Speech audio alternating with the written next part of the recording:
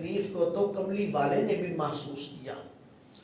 حضور کی زندگی کے 53 سال گزرے مکہ المکرمہ کے اندر۔ حضور کی ولادت باسعادت مکہ المکرمہ میں ہوئی۔ حضور کا بچپن مکے میں گزرا، جوانی کے دن مکے میں گزرے، اواخر عمر کے دن جو ہے وہ مکہ کے اندر گزرتے ہیں۔ کل آپ کی حیات طیبہ 63 برس کے اوپر مشتمل ہے۔ ان 63 برسوں میں بھی 63 برسوں میں سے 53 سال حضور کے مکہ المکرمہ میں گزرے۔ زندگی کے صرف آخری 10 سال مدینہ پاک میں گزارے۔ 53 سال حضور نے مکہ المکرمہ میں گزارے، مکے کے صبح و شام دیکھے، مکہ المکرمہ میں جوانی گزاری، بچپنا گزارا، مکے کے پہاڑ دیکھے۔ ایک عرصہ گزر گیا مکہ المکرمہ کے اندر، حالات نے وہاں لا کے کھڑا کر دیا کہ مکہ شہر چھوڑنے پہ حضور مجبور ہو گئے۔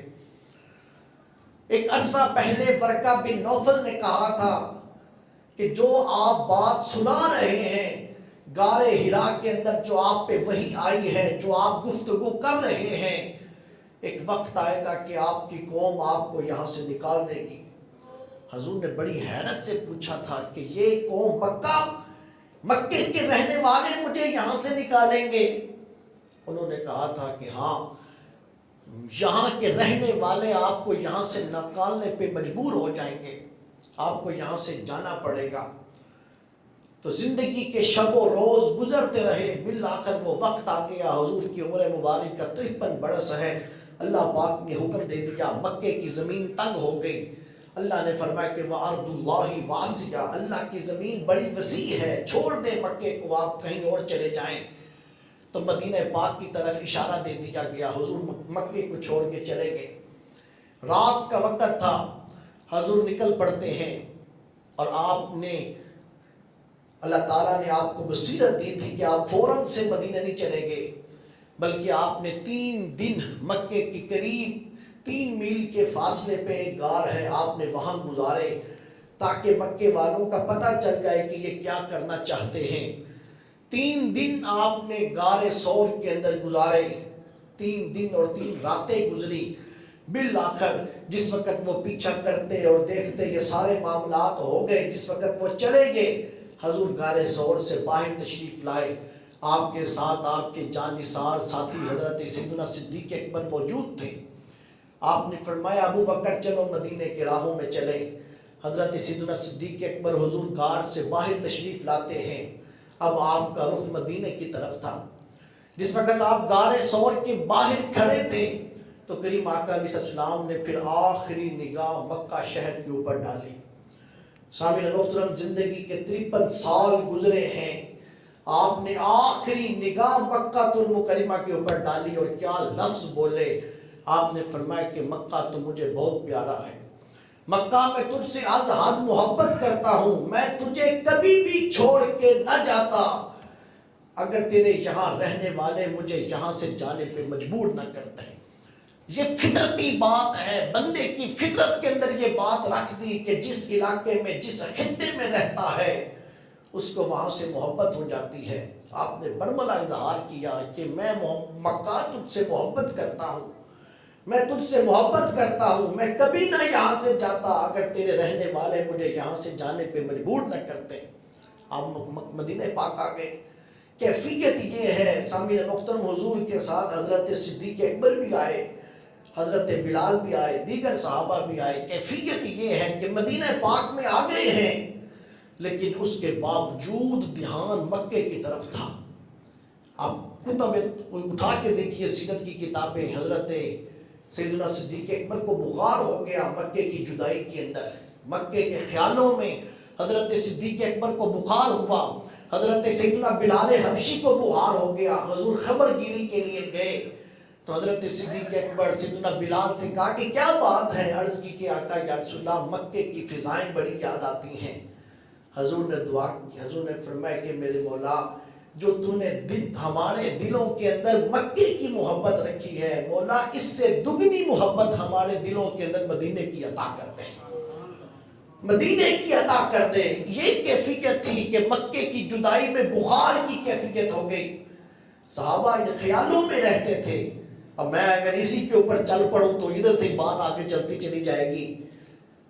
صاحب نے کہا کہ یا رسول اللہ کتنا مزہ تھا مکے کے اندر، جب ہمارا جی چاہتا تھا کہ ہم وہاں جاتے عمرہ کرتے، جب ہمارا دل کرتا ہم عمرہ کر لیا کرتے تھے. یا رسول اللہ یہاں مدینہ طیبہ میں آ کے ہمارے پاس یہ نعمت نہیں ہے، مکے جا نہیں سکتے، یہاں نعمت یہ ہمیں میسر نہیں ہے.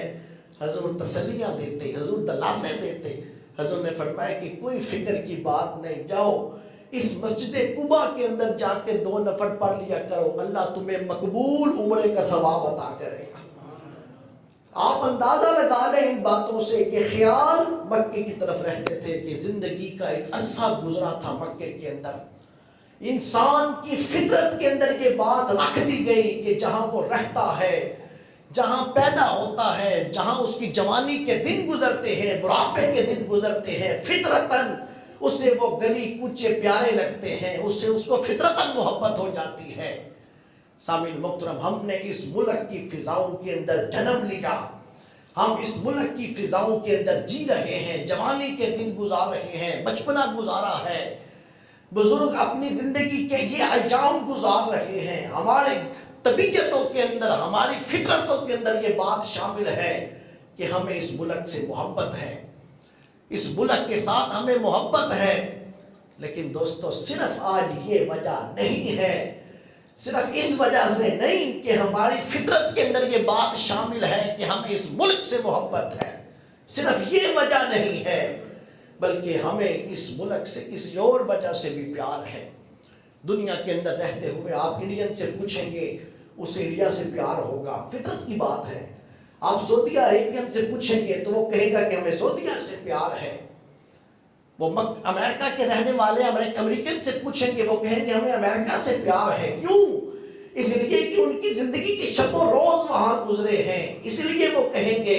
ان کی فطرت کے اندر یہ بات شامل ہے کہ انہیں اپنے اپنے ملکوں سے محبت ہے.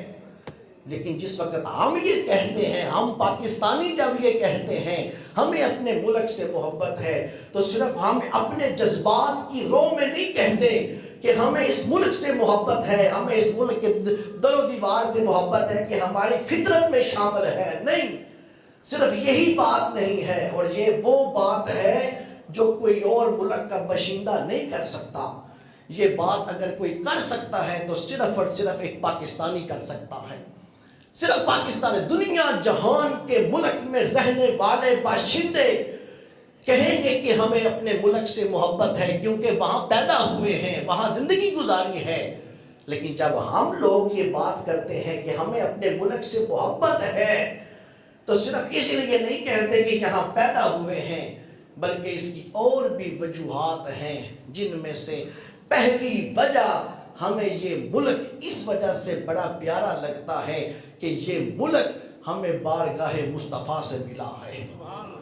ہمیں یہ ملک بارگاہ مصطفیٰ سے ملا ہے. سامعین محترم، یہ حضور کا معجزہ ہے، یہ ملک ہمیں کملی والے کی بارگاہ سے ملا. میرے دوستو، ہمیں اس وجہ سے بھی اس سے بڑی محبت ہے، اور دنیا کا کوئی ملک ایسا نہیں. مدینہ طیبہ کی ریاست کے بعد اگر کوئی ریاست اسلام کے نظریے کے اوپر بنی ہے تو وہ صرف اور صرف پاکستان ہے. 57 اسلامی ممالک ہیں، 57 اسلامی ممالک ہیں، لیکن کوئی اس نظریے کے اوپر نہیں بنا.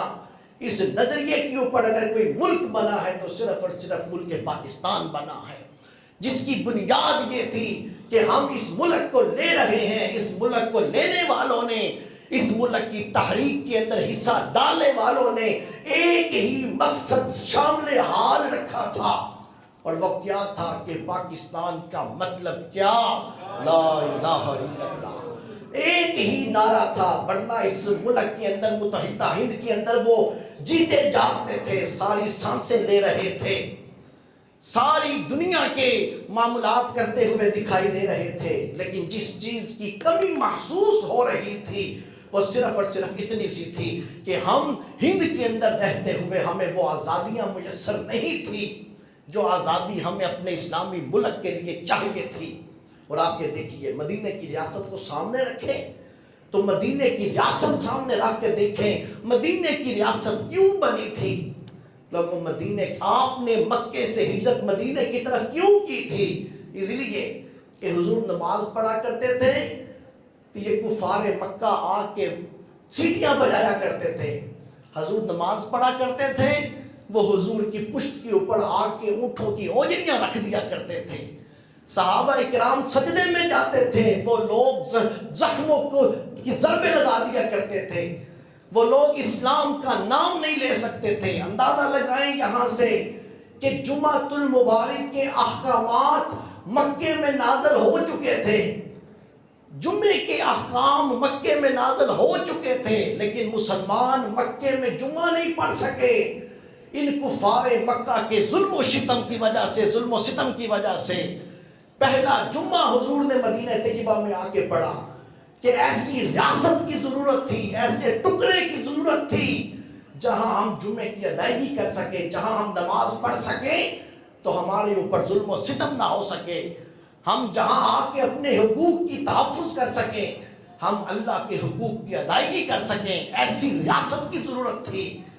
لوگوں 1957 کے بعد جب ہم انگریزوں کی غلامی کے اندر چلے گئے تو حالات مختلف نہیں تھے, ایک جیسے ہی حالات تھے. ہند کے مسلمان نماز پڑھا کرتے تھے. ہند کے مسلمان جب مسجدوں میں جا کے نماز کی ادائیگی کیا کرتے تھے ہندو لوگ آتے آ کے چیر پھاڑ کے رکھ دیتے تھے. مسجدوں کو آگ لگا دی جاتی تھی, مسجدوں کو مندر بنا دیا جاتا تھا.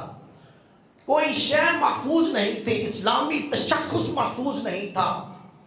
ایک ہی وقت ہوتا, ایک ہی وقت تھا جب گائے کو سجدہ کرنے والے بھی موجود تھے اور گائے کے اوپر چھری چلانے والے بھی تھے. چھری چلانے کا وقت آتا تھا تو مسلمانوں کے ساتھ جنگیں شروع ہو جایا کرتی تھیں. اس وقت کے حکمرانوں نے اس چیز کو محسوس کیا کہ دو قومی نظریے کے اوپر کوئی ریاست بننی چاہیے, ایک اسلامی ریاست اسلامی نظریے کے اوپر ہونی چاہیے. دوستو آپ یہ دیکھیں اس بات کو, قائد اعظم جس وقت راجپال نے حضور کی گستاخی کی 1929 کے اندر, علم دین کو اللہ تعالیٰ نے یہ شرف بخشا, علم دین نے راجپال کو قتل کر دیا, واصل جہنم کر دیا. علم دین عدالت کے اندر کھڑا ہے اور گفتگو کر رہا ہے. سامعین محترم, دنیا کا بہترین وکیل ہے, کوئی کیس اس کی تاریخ کے اندر ایسا نہیں جو وہ اس نے ہارا ہو. سب سے مہنگا ترین وکیل ہے جسے محمد علی جناح کہتے ہیں. دوستو محمد علی جناح کو بلایا گیا, اس وقت کا ایک کیس کا 1500 روپیہ لیتا ہے اور محمد علی جناح کا ایک ہی جملہ تھا کہ علم دین صرف اتنی سی بات ہے, اتنا سا کہہ دے کہ میں نے قتل نہیں کیا, پھانسی کے پھندے سے چھڑوانا میرا کام ہے. علم دین نے کہا کہ نہیں محمد علی جناح, نہیں, زندگی کا مزہ ہی اب آیا ہے. صرف بات اتنی سی ہے کہ محمد علی جناح میرا خون رنگ لائے گا, میرے خون کے بعد اللہ اس دھرتی کو ایک ملک دے گا جس ملک کے اندر میرے مصطفیٰ کی ناموس کی حفاظت ہوگی. میرا خون رنگ لائے گا, میں پھانسی کے پھندے پہ آج چڑھوں گا لیکن میرے خون کے بدلے میں اللہ اس دھرتی کو ملک دے گا جہاں ناموس رسالت کی حفاظت ہوتی ہوگی.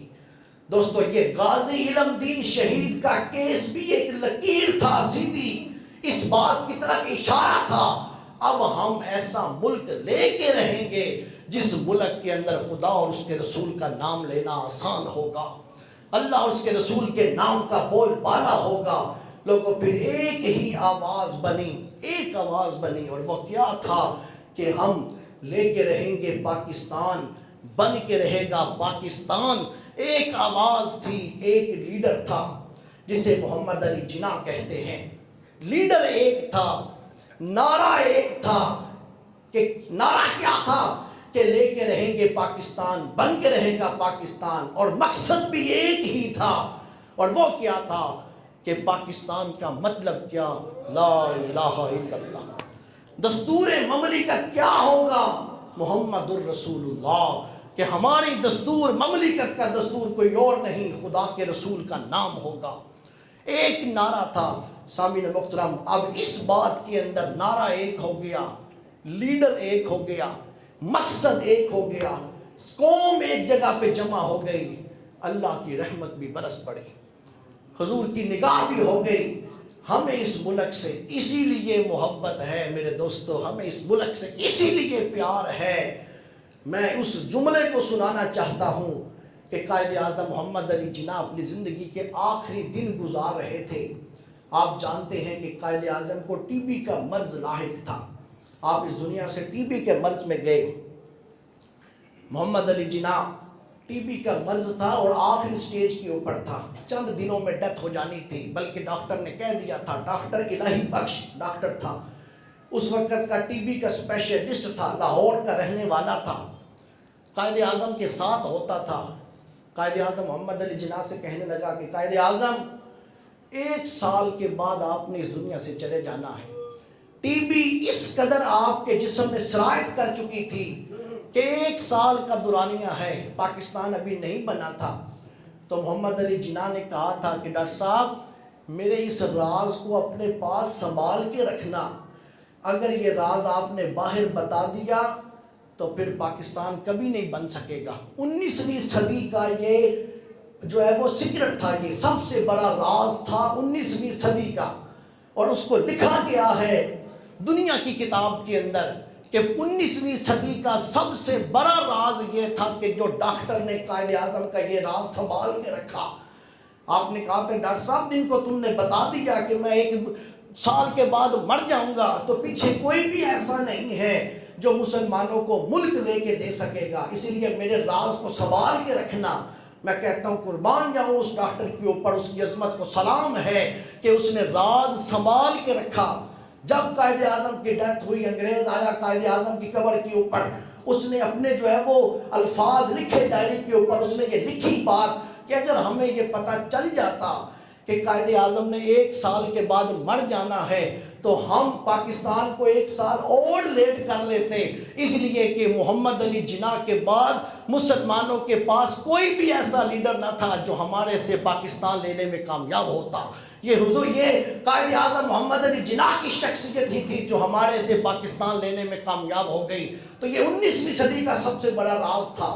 آخری وقت تھا، پاکستان بن گیا، زندگی کے آخری دن تھے. قائد اعظم ٹی بی کے مرض میں اتنے جا چکے تھے کہ گفتگو کرتے تھے تو سانس پھولتی تھی، گفتگو نہیں ہو سکتی تھی، بات نہیں ہو سکتی تھی. تو ڈاکٹروں نے منع کیا. آپ نے کہا، ڈاکٹر نے کہا کہ محمد علی جناح قائد اعظم آپ خاموشی اختیار کریں، آپ گفتگو نہ کریں، آپ کی طبیعت کے لیے گفتگو کرنا مناسب نہیں ہے. لیکن قائد اعظم کچھ لمحے گزرتے پھر بول پڑتے، پھر لب ہلتے، پھر کچھ دیر گزرتی پھر لب ہلتے. قائد ڈاکٹر کہتے رہے کہ آپ کے لیے بولنا مناسب نہیں، آپ کی صحت کی خرابی کا سبب بن رہا ہے تو آپ مت بولیں. تو ڈاکٹروں کی ٹیم نے آپس میں مشورہ کیا. انہوں نے کہا کہ اگر قائد اعظم جو کچھ ہمیں بتانا چاہتے ہیں قائد اعظم اندر ہی رہے تو ان کی طبیعت زیادہ علیل ہو جائے گی، تو قائد اعظم کو بولنے کی اجازت دی جائے تاکہ جو کچھ اندر ہے وہ باہر نکال لیں، وہ گفتگو کریں تاکہ اندر کا بوجھ کم ہو سکے. انہوں نے کہا کہ آپ قائد آپ بولیے، ہم سن رہے ہیں. تو قائد اعظم نے دبے لہجوں کے اندر، ٹوٹے پھوٹے لہجے کے اندر، اور وہ سانس پھولا ہوا ہے اسی کے اندر آپ نے یہ جملے بولے جو ڈاکٹر الہی بخش نے سنے اور اس نے اپنے پاس محفوظ کر لیے. کہنے لگا، ڈاکٹر کہنے لگا کہ قائد اعظم محمد علی جناح نے کہا، کہنے لگا کہ ڈاکٹر صاحب آپ کو میں یہ بات بتانے لگا ہوں کہ پاکستان کبھی بھی معرض وجود میں نہ آتا، پاکستان کبھی نہ بنتا، مجھ اکیلے سے پاکستان کبھی بھی نہیں بننا تھا. پاکستان اگر بنا ہے تو صرف اور صرف اس وجہ سے بن گیا ہے کہ میرے ساتھ کملی والے کا روحانی فیض میرے ساتھ شامل تھا. کملی والے کا روحانی فیض میرے ساتھ شامل تھا، ورنہ مجھ اکیلے سے پاکستان کبھی نہیں بننا تھا. اور اگلا جملہ بولا کہ اب پاکستان بن گیا ہے، میرا دل مطمئن ہے، میں اطمینان کے ساتھ اس دنیا سے جاؤں گا. لیکن میں یہ کہہ رہا ہوں کہ جا کے پاکستانیوں سے آپ یہ کہہ دیں پاکستان بن گیا ہے حضور کے روحانی فیض سے، لیکن اس پاکستان کو خلافت راشدہ کی شکل کے اندر چلانا پاکستانیوں اب یہ تمہاری ذمہ داریاں ہیں۔ سامعین محترم، اب لوگ یہ بھی کہتے ہیں قائد اعظم کو شیعہ کہتے ہیں، اہل تشیع کے ساتھ تعلق تھا، یہ ایک علیحدہ موضوع ہے، لیکن الہی بخش یہ کہتا ہے اگر قائد اعظم مسلکن شیعہ ہوتے تو یہ جملہ کبھی نہ بولتے۔ قائد الہی بخش کہتا ہے کہ پاکستانیوں سے جا کے یہ کہہ دو کہ اب تمہاری ذمہ داری ہے کہ اس ملک کو اس طرح چلانا جس طرح خلفائے راشدہ نے خلافت راشدہ کو چلایا ہے۔ خلافت راشدہ جس طرح چلی ہے اس ملک کو اس طرح چلانا۔ حضرت قائد اعظم محمد علی جناح نے کہا کہ ہم یہ امید کرنا تم اپنے رب سے اپنا وعدہ پورا کرنا، خدا اپنا وعدہ تمہارے ساتھ پورا کرے گا۔ ہم نے ملک اسی لیے لیا تھا کہ پاکستان کا مطلب کیا، لا الہ الا اللہ، رب سے ہم نے وعدہ کر کے یہ ملک لیا تھا۔ تو قائد اعظم محمد علی جناح کا یہ جملہ کہ میں اکیلا کبھی نہ یہ ملک بنا سکتا اگر حضور کا روحانی فیض میرے ساتھ شامل نہ ہوتا۔ پھر آگے چلے دوستو، میں اسی لیے کہہ رہا ہوں کہ ہر شخص کو اپنے ملک سے اسی لیے محبت ہے کہ وہ وہاں رہتے ہیں، ہمیں اسی لیے محبت ہے اس ملک سے کہ اس ملک کے اوپر حضور کی نگاہ تھی، حضور کی بارگاہ سے ہمیں یہ ملا تھا۔ اور آپ اس کے اوپر ایک دو چار باتیں ہوں تو بندہ کرے بھی، اس کے اوپر اتنے شواہد ہیں کہ جو ہے وہ گفتگو جو ہے وہ وقت کا احاطہ نہیں کر سکتا۔ ایک مثال دے کے اب آگے چلتا ہوں۔ حضرت بابو جی، حضرت پیر اعلیٰ حضرت گولڑوی، حضرت سیدنا پیر میر علی شاہ رحمت اللہ تعالیٰ علیہ کے صاحبزادے حضرت پیر سید غلام محی الدین المعروف بابو جی سرکار رضی اللہ تعالیٰ جن کا مزار حضرت پیر سیدنا مہر علی شاہ کے مزار کے ساتھ ہے۔ آپ کہتے ہیں کہ میں محمد علی جناح کو اتنا اچھا نہیں سمجھتا تھا کہ نہ معروف مسلمانوں جیسی اس کی شکل ہے، نہ معروف مسلمانوں جیسا یہ لباس پہنتا ہے، نہ اس کی گفتگو جو ہے وہ مسلمانوں جیسی ہے کہ یہ زبان مسلمانوں کی نہیں بولتا، میں اس کو اتنا کوئی اہمیت نہیں دیا کرتا تھا۔ آپ نے فرمایا کہ ایک دن میں اجمیر شریف میں تھا اور حضرت خواجہ خواجگاہ حضرت سلطان الہند والی ہندوستان حضرت خواجہ معین الدین چشتی اجمیری رضی اللہ تعالیٰ عنہ آپ کی درگاہ پہ تھا، آپ کے مزار اقدس پہ تھا، اور مکاشفے کی جو ہے وہ کشف کی کیفیت تھی۔ میرے اوپر نیند کا غلبہ ہوا، آپ کی قبر کے اوپر بیٹھ کے میں نے یہ خواب دیکھا۔ خواب کیا دیکھتا ہوں کہ آپ کے ہی مزار سے آواز آتی ہے کہ محمد علی جناح کو بلاؤ، کہ محفل سجی ہے، محفل سجی ہے ایک جگہ کے اوپر، اور اس محفل کے اندر مجھے حضور کی ذات اقدس دکھائی دے رہی ہے۔ حضور کے ساتھ سیدنا صدیق اکبر، سیدنا فاروق اعظم، سیدنا عثمان غنی، سیدنا مولا علی، سارے حضور کے صحابہ موجود ہیں ایک کمرے کے اندر، میں وہاں موجود ہوں۔ تو حضور آواز دیتے ہیں حضرت سیدنا شیر خدا کرم اللہ تعالیٰ وجہ الکریم کو کہ علی، محمد علی کو آواز دے تاکہ اس کو ہم جو ہے وہ پاکستان کی فائل دیں۔ سامعین محترم، آپ کہتے ہیں میرے دل میں خیال آیا نہ جانے کہ کون سا محمد علی ہوگا۔ حضرت سیدنا شیر خدا نے آواز دی، جو محمد علی اندر آیا وہ کوئی اور نہیں تھا، وہ قائد اعظم محمد علی جناح تھے، جن کے بارے میں بابو جی کہتے ہیں کہ میں ان کے بارے میں بات درست نہیں رکھتا تھا۔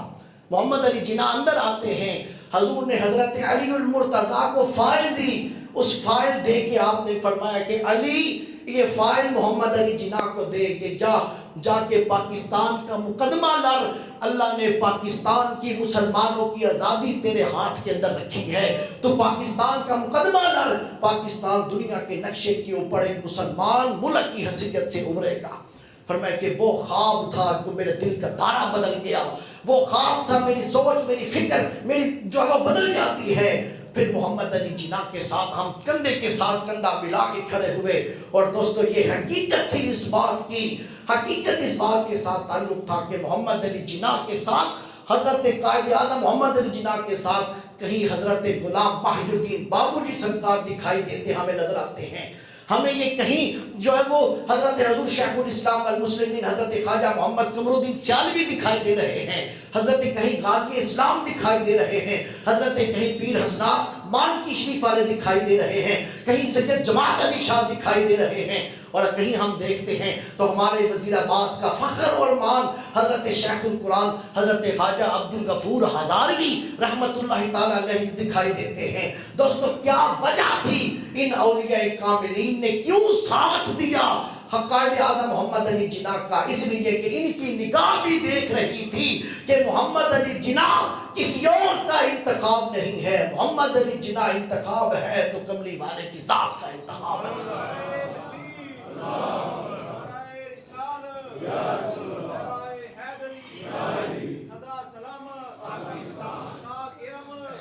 تو میرے دوستو یہ ملک اس وجہ سے بھی ہمیں محبت ہے کہ یہ ملک ہمیں حضور کی بارگاہ سے ملا ہے، ہمیں اس کے در و دیوار سے اس لیے محبت ہے۔ اب اس کے اوپر گفتگو میں سمیٹ کے آگے چلتا ہوں۔ دوسری تیسری وجہ، پہلی وجہ کہ ہماری فطرت میں شامل ہے، دوسری وجہ کہ بارگاہ مصطفیٰ سے ملا ہے، اور تیسری وجہ اس ملک کو وہ مشائخ ملے، وہ علماء ملے جنہوں نے اس ملک کے ہمارے وہ مشائخ کوئی اور نہ تھے، وہ ہمارے مشائخ تھے جنہوں نے قائد اعظم کا ساتھ دیا اور پاکستان بنانے کے اندر کردار ادا کیا، وہ کوئی اور نہ تھے۔ دو جماعتیں تھیں، دو لوگ تھے، وہ بھی کلمہ گو تھے، یہ بھی کلمہ گو تھے۔ میں مکتبہ فکر کا نام نہیں لوں گا، لیکن دوستو آپ تاریخ اٹھا کے دیکھیے، ایک وہ گروہ تھا جو یہ کہہ رہا تھا کہ لے کے رہیں گے پاکستان، بن کے رہے گا پاکستان، اور ایک وہ گروہ تھا جنہوں نے کہا تھا کہ پاکستان تو دور کی بات ہے، ہم تو پاکستان کی پے بھی نہیں بننے دیں گے، پاکستان کی پے بھی نہیں بننے دیں گے۔ وہ کوئی اور نہیں تھے، وہ بھی مسلمان ہی تھے، اور دوستو وہ بھی لوگ تھے، کہنے والوں نے محمد علی جناح کو قائد اعظم کہا، اور وہ بھی لوگ تھے کلمہ گو تھے جنہوں نے قائد اعظم کو کافر اعظم کہا۔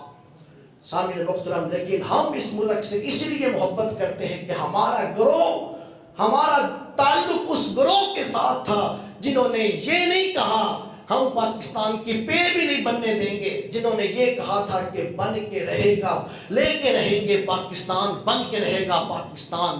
ہم وہ لوگ تھے جو قائد اعظم کے جھنڈے کے نیچے کھڑے تھے منٹو پارک لاہور کے اندر، جسے آج اقبال پارک کہتے ہیں، جہاں جو ہے وہ یہ کھڑا ہے مینار پاکستان، جہاں اس کے تعمیر کیا گیا، اسی جگہ کے اوپر کھڑے ہو کے 23 مارچ کو 22 مارچ کو جلسہ ہوا، جمعے کا دن تھا، یہاں پر جتنے علماء مشائخ کھڑے تھے کوئی اور نہیں کھڑے تھے، وہ تھے جن کا تعلق اہل سنت و جماعت کے ساتھ تھا۔ بس میں بات آگے آپ خود ہی سمجھ لیں کہ کنہوں نے ساتھ دیا تھا پاکستان بنانے کے اندر۔ سامعین محترم، وہ مشائخ کوئی اور نہیں تھے، وہ مشائخ ہمارے تھے۔ کس کا نام لوں میں؟ سامعین، حضرت حضور شیخ الاسلام المسلمین حضرت خواجہ قمر کا ذکر نہ کروں، تحریک پاکستان کا باب مکمل نہیں ہوتا۔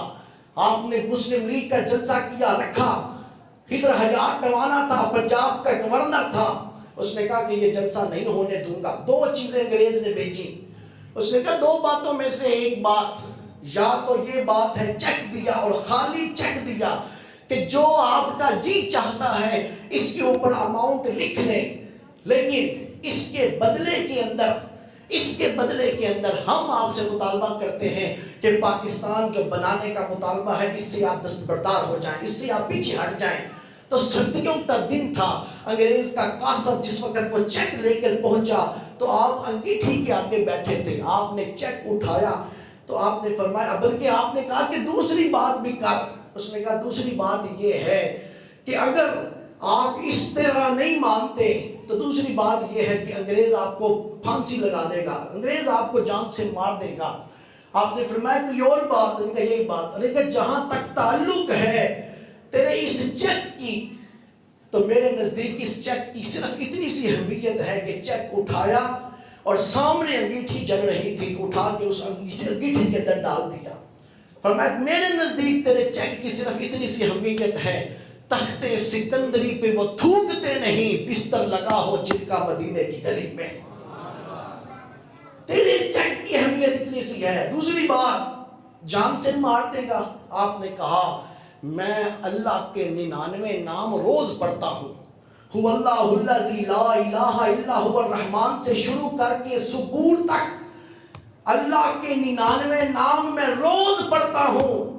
ان 99 ناموں میں حضر حیات توانے کا نام کہیں نہیں آتا جو میں اس سے ڈرتا پھروں. نام اسی کا لیتا ہوں تو ڈرتا بھی اسی سے ہوں. پہلے جلسہ ہونا تھا یا جلسہ نہیں ہونا تھا، اب یہ مسلم لیگ کا جلسہ ہو کے رہے گا. اور دنیا نے دیکھا تھا کہ سرگودے کا کمپنی بات تھا، انگریز کے سارے حربوں کے باوجود قائد حضرت شیخ الاسلام والمسلمین نے جلسہ کیا، اور صرف کیا ہی نہیں بلکہ بڑی اکثریت کے ساتھ مسلم لیگ کو جتوانے میں کامیاب ہوئے. اور حضور زیال امت کے والد گرامی حضرت غازی اسلام حضرت پیر محمد شاہ رحمۃ اللہ تعالیٰ علیہ، حضرت پیر محمد شاہ رحمۃ اللہ تعالیٰ علیہ کا یہ اعلان تھا، لوگوں میری بیعت میں وہی رہے گا جو پاکستان کو ووٹ دے گا، جو پاکستان کو ووٹ نہیں دے گا وہ میری بیعت سے بھی خارج ہے. اور لوگوں نے پھر بھی ایسے لوگ موجود تھے جنہوں نے کانگریس کو ووٹ دیا، آپ نے اپنی بیعت سے نکال دیا. انہوں نے سمجھا کہ پیر پتہ نہیں یوں ہی بات کر رہا ہے، تو آپ نے اپنی بیعت سے نکال دیا. انہوں نے کعبے جا کر کعبے کے پردوں کو پکڑ کے یہ کہا، مولا دنیا کے اندر بڑے گناہ کیے اور گناہ کی معافی دے یا نہ دے، لیکن اس گناہ کی معافی دے دے جو ہم نے پاکستان کو ووٹ نہیں دیا، صرف اس گناہ کی معافی دے دے. سامعین محترم، اس انداز کے ساتھ مشائخ نے کردار، حضرت سید جماعت علی شاہ نے یہ کہا تھا سنی کانفرنس کے اندر کہ اب اگر محمد علی جناح پاکستان بنانے کے مطالبے سے پیچھے ہٹ بھی گئے تو ہم یہ سنی یہ اعلان کرتے ہیں کہ محمد علی جناح پیچھے ہٹ بھی گئے تو ہم پاکستان بنا کے رہیں گے. پاکستان نقشے دنیا کے نقشے کے اوپر ضرور ابھرے گا. تو سامعین محترم، قائد اعظم ہمارے مشائخ نے اس کے اندر کردار ادا کیا. آج درد بھی ہے تو ہمارے مشائخ کو، ہمیں درد ہے. اس ملک کے اندر اکثریت جماعت ہے بریلویوں کی، بریلویت کا یہ ملک کہا جاتا ہے. لوگ کہتے ہیں بریلوی کہتے ہو، اہل سنت و جماعت کیوں نہیں کہتے؟ اس لیے نہیں کہتے کہ دیوبند بھی اپنے آپ کو اہل سنت و جماعت کہتے ہیں، لیکن ہم بریلوی اسی لیے کہتے ہیں کہ ہم اہل سنت و جماعت کی اس شاخ سے تعلق رکھتے ہیں جس کی ترجمانی اعلیٰ حضرت امام الشاہ احمد رضا فاضل بریلوی نے کی ہے. ہم اس کے ساتھ اس کا تعلق رکھتے ہیں. 80% ہیں ہم، 80% تھے ہم اس ملک کے اندر، 20% دوسرے مکتبہ فکر کے لوگ تھے. لوگوں اس ملک کو لا کے اس جو ہے وہ کنارے پہ کھڑا کرنے کی کوشش کی گئی.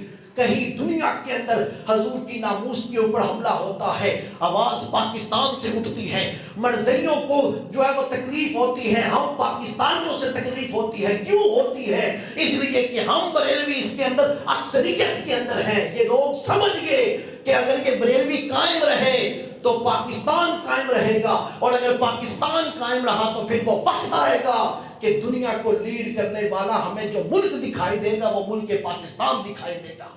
اور حضور نے یہ فرمایا تھا، میں یہ بھی بتاتا چلوں، حدیث طیبہ ہے، حضور نے فرمایا تھا ایک دفعہ کہ مجھے مشرق سے ٹھنڈی ہوا آتی ہے، مشرق سے مجھے ٹھنڈی ہوا آتی ہے.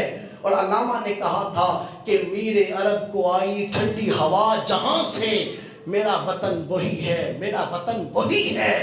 لوگوں یہ ملک بنایا گیا تھا اس لیے تاکہ دنیا کے مسلمانوں کو یہ لیڈ کر سکے، اقوام عالم کے مسلمانوں کی یہ حفاظت کر سکے. انہیں اس بات کی سمجھ آ گئی. آج آپ دیکھ لیں جس مکتبہ فکر کو سب سے زیادہ توڑا جا رہا ہے وہ بریلوی مکتبہ فکر کو توڑا جا رہا ہے. کہیں تصوف کے اوپر حملہ، کہیں جو ہے وہ آپ یہ دیکھیں گے کہ بریلویوں کو آپس میں لڑایا جا رہا ہے، کہیں آپ دیکھیں گے کہ مرزا جیسا فتنہ بریلویوں کے اوپر مسلط کیا جا رہا ہے، کہیں آپ دیکھیں گے جس نے نام لیا حضور کے پیار کا، جس نے نام لیا پاکستان کا، ان کو کس طرح مریدگی کی سرزمین کے اوپر کچل کے رکھ دیا گیا.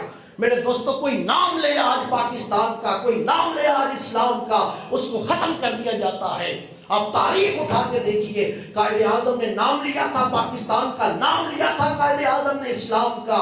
قائد اعظم کی ایمبولینس جو ہے وہ کراچی ایئرپورٹ سے اتر کے ملک کا گورنر جنرل ہے، ملک کا سربراہ ہے، ملک کا بانی ہے، اسے کون سی ایمبولینس سے ایئرپورٹ سے ریسیو کیا گیا کہ وہ ہاسپٹل تک نہ پہنچا گیا، راستے میں قائد اعظم کی ڈیتھ ہوتی دکھائی دیتی ہے۔ ڈاکٹر عبدالقدیر نے ایٹمی طاقت بنایا اس ملک کو، اس عبدالقدیر کے ساتھ کیا حال کیا کہ اس کا جنازہ اس انداز سے پڑھا گیا جیسے نہ جانے وہ کتنا لاوارث تھا، جیسے ملک کے ساتھ اس کا کوئی تعلق ہی نہیں تھا۔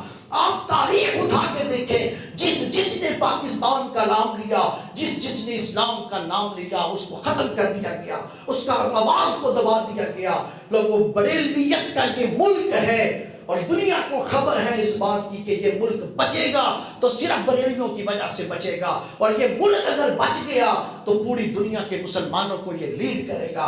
لوگوں، ہمیں اس وجہ سے بھی محبت ہے۔ ہمارے بزرگوں نے نعرہ لگایا تھا کہ لے کے رہیں گے پاکستان، بن کے رہے گا پاکستان۔ آج ہمارا یہ نعرہ ہے، کسی اور کا نعرہ نہیں ہے۔ ہمارا نعرہ یہ ہے کہ ہم اس ملک کو بچا کے رہیں گے، اپنی جانوں پہ کھیل کے۔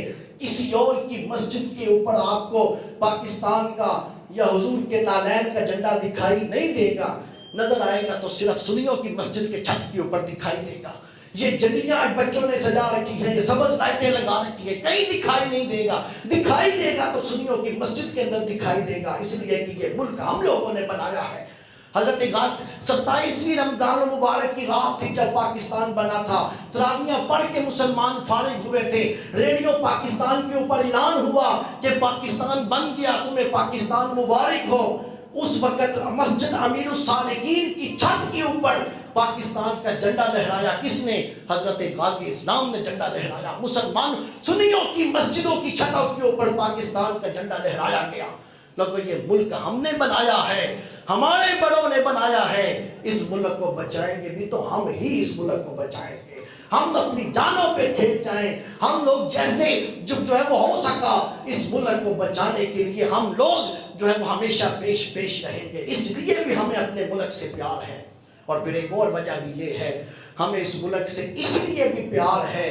لوگوں، یہ ملک ہم نے اس طرح نہیں لیا کہ یہاں سے اٹھیں، دکان پہ جائیں اور دکان والے سے کہیں کہ ہمیں ایک ملک دے دو اور اس نے ہمیں ملک دے دیا۔ یہ ملک ایسے نہیں بنا۔ اس ملک کو جب بنایا گیا تھا تو چلے جائیں 79 سال پیچھے، 79 سال پیچھے چلے جائیں، ذرا دیکھیے تو صحیح کہ پاکستان کس طرح بنا تھا۔ میرے دوستو، سالوں کی قربانیاں تھیں۔ قائد اعظم محمد علی جناح کو لیڈر بنایا گیا، 7 سال کا مختصر عرصہ پاکستان 14 اگست 1947 کو دنیا کے نقشے کے اوپر ابھرا۔ پھر جو حال ہوا مسلمانوں کے ساتھ، 1 2 4 6 10 نہیں لوگوں، 10 لاکھ مسلمانوں کو جام شہادت نوش کرنی پڑی۔ اس ملک کی بنیادوں کے اندر 10 لاکھ مسلمانوں کا خون شامل ہے۔ اس طرح ملک نہیں بنا کہ جا کے ہم دکان سے لے آئیں۔ ذرا سنیے تو صحیح، ذرا ان سے پوچھیے تو صحیح، انہوں نے اس ملک کو بنانے کی کیا قیمت ادا کی ہے۔ لوگوں، عصمتیں لٹ گئی، گھروں کے گھر جل گئے۔ ذرا چشم تصور میں تو آؤ، ہم اپنے بچوں کو باجے لے کے دیتے ہیں، ہم نے اپنے بچوں کو باجے لے کے دیے، ہمارے دکانداروں نے باجے دکانوں پہ رکھے، آزادی کا دن اس طرح منایا۔ لیکن دوستو، ذرا جاؤ تو صحیح، 79 سال پیچھے جاؤ تو صحیح، اس ملک کی ہم نے کوئی تھوڑی قیمت ادا نہیں کی۔ میرے دوستو، باپ کو درخت، خاک اور خون ناول ہے، خاک اور خون، لکھنے والا نسیم حجازی ہے، اس کو پڑھ کے دیکھیں۔ جس کے دل میں پاکستان کی محبت نہیں ہے وہ یہ پڑھے۔ میرا تو حوصلہ نہیں پڑتا کہ میں ان کتابوں کو پڑھوں، ایسی ویڈیو بنی، حوصلہ نہیں پڑتا ان ویڈیو کو دیکھنے کا۔ باپ کو درخت کے ساتھ باندھ دیا جاتا تھا اور اس کی آنکھوں کے سامنے اس کی بیٹی کی عزتوں کو لوٹ لیا جاتا تھا۔ اس کی پاکیزگی، باپ کی آنکھوں کے سامنے اس کی بیٹی کی پاکیزگیوں کے اوپر ہاتھ ڈالا جاتا تھا۔ لوگوں، وہی انہی باپوں کا حوصلہ تھا جو دیکھا۔ ہم نے دوستو قیمت ادا کی ہے اس ملک کی، ہم نے یہ ملک مفت میں نہیں لیا، ہم نے اس کی قیمت ادا کی ہے۔ بیڑا شہر کے اندر وہ مائی جانشین حضرت ضیاء الرحمت بات کرتے، رات سوتی تھی، صبح اٹھتی تو اس کا تکیہ گیلا ہوتا، تو لوگ اس سے پوچھتے کہ اماں تیرا تکیہ کیوں گیلا ہے؟ اماں کہتی رات نیند ہی نہیں آتی. اور کیوں روتی ہو اماں، کیوں روتی ہو؟ اماں کہتی کیوں نہ رہوں، جب انڈیا سے چلی تھی انگریزوں نے حملہ کیا، میری بیٹیوں کو اٹھا کے لے گئے، پتہ ہی نہیں بیٹیاں کہاں ہیں. کہا نہ جانے کس سکھ کے برتن مانج رہی ہوں گی، نہ جانے کس ہندو کی نوکری کر رہی ہوں گی. آج ان بیٹیوں کا درد یاد آتا ہے تو آنکھوں سے آنسو بہ بہ کے رات گزر جاتی ہے، تکیے بھیگ جاتے ہیں. لوگوں ہم نے یہ ملک مفت میں نہیں لیا، ہم نے اس ملک کی قیمت ادا کی ہے. لوگوں کیسے کیسے لوگوں نے واقعات دیکھے کہ قافلہ جا رہا ہے، کماد کے اندر چھپ گئے کہ ہندوؤں نے حملہ کیا، کماد کے اندر چھپ گئے. ایک بچہ رو پڑا، ایک ماں کی گود کے اندر بچہ تھا، بچہ رو پڑا. مسلمانوں نے کہا ان قافلے والوں نے اس بچے کو چپ کروا، یہ یوں ہی شور کرتا رہا تو ہم سب کو پکڑوا دے گا. ماں بچے کو چپ کرواتی رہی لیکن بچہ چپ ہونے کو نہیں آ رہا تھا. ماں نے بچے کے منہ کے اوپر ہاتھ رکھ کے دبایا، اتنا دبایا کہ بچے کو ہمیشہ ہمیشہ کے لیے ہی چپ کروا دیا، ہمیشہ ہمیشہ کے لیے چپ کروا دیا. اور لوگوں میری دادی مجھے یہ کہا کرتی تھی کہ ہم نے تو وہ وقت دیکھے ہیں کہ ہند سے چلے تھے، ہم ہند سے چلے تھے، پاکستان آئے، پینے کو پانی نہیں ملتا تھا تو چھپڑوں کے اوپر سے لوگ گند کو ہٹا کے چھپڑ کا پانی پیا کرتے تھے. اور جب میرے دادا چلے تھے ہند سے تو وہ ٹرین پہ آئے تھے، ان کے ساتھ ان کے ماموں تھے. ٹرین اوپر نیچے، نیچے سے درمیان میں کھڑکی پہ کوئی جگہ ایسی نہیں تھی جہاں مسلمانوں کا پاؤں نہیں تھا. چھت کے اوپر بیٹھے ہیں، کھڑکیوں کے ساتھ لمکے ہیں، دروازوں کے ساتھ لمکے ہیں. واگا بارڈر سے ٹرین گزری، وہ ماموں جو ہے وہ جا کے گر گئے. جو گر جاتا تھا اس کو اٹھایا نہیں جاتا تھا، جو گر گیا وہ گر گیا، اس کو دوبارہ اٹھایا نہیں جاتا تھا. ہم لوگوں نے اس ملک کو بنانے کے لیے قیمت ادا کی ہے. ہم نے جو ملک مفت کے اندر نہیں لیا تو یہ سب کچھ کیوں کرتے رہے؟ ہمارے بزرگ کیوں کرتے رہے؟ اس لیے کرتے رہے کہ اس ملک کی فضاؤں میں چلے جائیں جس ملک کے اندر، جو ملک اسلام کے نام پہ لیا گیا ہے. ایک بابا چلتا چلتا واگا بارڈر پہ آ گیا، واگا بارڈر کے اندر آ کے گرا، زندگی کی آخری سانسیں تھی. اس نے کہا کہ میں اس ملک کے اندر آ گیا ہوں جو اسلام کے نام پہ لیا گیا ہے. کسی فوجی نے کہا کہ ہاں تو پاکستان کے اندر داخل ہو گیا ہے. کہا مولا اب اگر جان نکالنی ہے تو نکال لے، کم از کم میں کفر کی زمین پہ تو نہیں اسلام کی زمین پہ مر رہا ہوں. ہم نے اس لیے ملک لیا تھا. لوگوں یہ ملک ہم نے اس لیے، ہم نے اس کی قیمت ادا کی تھی. ہمیں اس ملک سے اس لیے بھی پیار ہے.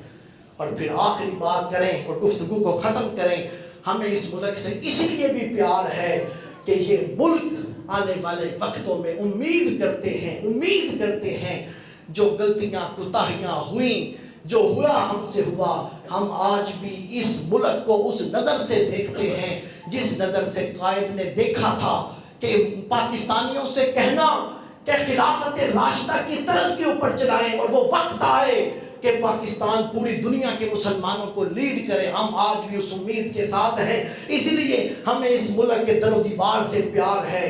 لیکن افسوس ہمارے ان بزرگوں کی آنکھیں بند ہوئیں.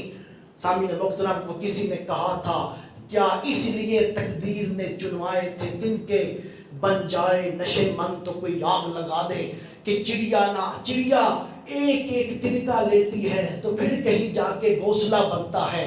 تو شکاری آتا ہے، آ کے ایک ڈنڈا مارتا ہے، اس کا گھونسلہ توڑ دیتا ہے. تو چڑیا یہ کہتی ہے کہ کیا اس لیے تقدیر نے چنوائے تھے دن کے کہ بن جائے نشے من تو کوئی آگ لگا دے. قائد اعظم کی روح، علامہ کی روح، 10 لاکھ مسلمانوں کو مسلمان، وہ بیٹیاں جنہوں نے اپنی عصمتیں لٹا دیں، ان کی روحیں آج بھی کہہ رہی ہوں گی کیا اس لیے تقدیر نے چنوائے تھے دن کے کہ بن جائے نشے من تو کوئی آگ لگا دے. 80 سال ہونے کو ہے، لیکن دوستو بتائیے ہم اپنے مقصد میں کامیاب ہیں یا نہیں ہیں؟ تو ہم یہ کہیں گے کہ ہمیں جس طرح ہونا چاہیے تھا کہ ہم اس طرح ہوئے نہیں. ہم نے جو رب سے وعدہ کیا تھا مولا ملک دے ہمیں، لا الہ الا اللہ کا سایہ کریں گے اس کے اوپر، اسلام کے قانون اس کے اندر اپلائی کریں گے، لیکن ہم نے کیا کیا؟ ہم نے کیا پارلیمنٹ کے اوپر سامنے لکھ دیا لا الہ الا اللہ محمد رسول اللہ، لکھ دیا ہم نے، ہاتھی کے دانت دکھانے کی اور کھانے کی اور اسی کلمے کے سائے کے نیچے بیٹھ کے جتنے جھوٹ بولے جاتے ہیں اللہ ہی معاف کرے، اسی پارلیمنٹ کے نیچے اندر شرابیں جتنی پی جاتی ہیں اللہ ہی معاف کرے، لوگوں سود اس ملک کی رگوں میں دہا دیا گیا، بے حیائیاں اس ملک کے رگوں کے اندر دہا دیا گیا۔ آج بھی یہ وقت ہے، بتاؤ ہم نے کون سا مقصد پایا؟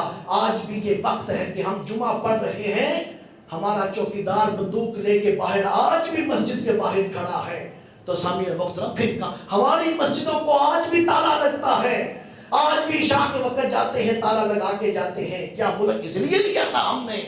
ارے یہ ہمارے حق میں وقت چاہیں تو بڑی بڑی ڈاکے چوریاں تو دور کی بات ہے، مسجد میں سے کسی نمازی کی جوتی بھی چوری نہ ہو اگر یہ چاہیں تو۔ لیکن میرے دوستو ہم پھر بھی امید کرتے ہیں اپنے رب کی بارگاہ سے، اس نے ہمیں آزادی کی نعمت دی، آزادی کی آج نعمت بخشی، یہ آزادی ہے، ہم امید کریں گے ملک رہے گا تو کوئی نہ کوئی تو اس دنیا میں ایسا آئے گا، اس ملک میں کوئی تو ماں کی گود میں ایسا جو ہے وہ پیدا ہوگا کہ جو اس ملک کو اس مقصد کے اوپر لا کے کھڑا کرے گا جس ملک کے لیے ہم نے، جس مقصد کے لیے ملک لیا تھا۔ علامہ اقبال نے کہا تھا نہیں ہے نا امید اقبال اپنی کشت ویراں سے، ذرا نم ہو تو یہ مٹی بڑی زرخیز ہے۔ یہ مت سمجھیں کہ اس ملک کے پاس کچھ ہے نہیں۔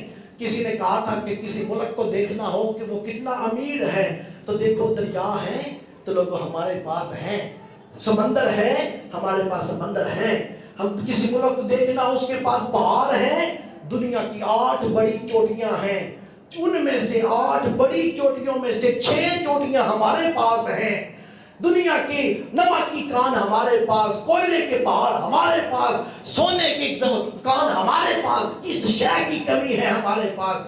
صرف کمی ہے تو نیتوں کی کمی ہے کہ قوم نہیں بنے۔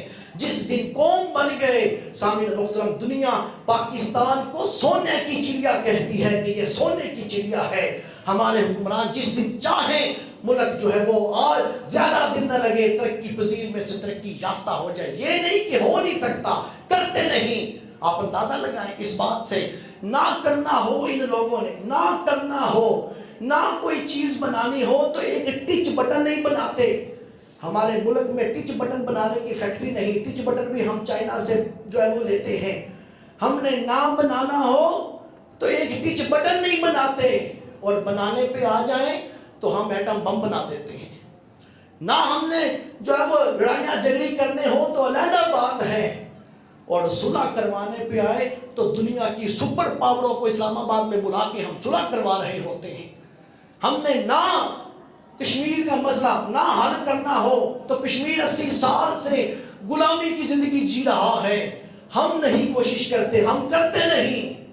لیکن اگر کرنے بھی آ جائیں تو صرف 2-3 گھنٹے کے اندر ہم اپنے سے 4 گنا بڑا ملک جسے بھارت کہا جاتا ہے اسے گھٹنوں کے اوپر لے آتے ہیں کہ ہم لوگ کرتے نہیں۔ کرنے بھی آئے تو سامعین محترم، جہاں اس ملک کے پاس دریا ہے، اس ملک کے پاس صحرا ہے، سمندر ہے، وہاں اس ملک کے پاس ذہانت بھی ہے۔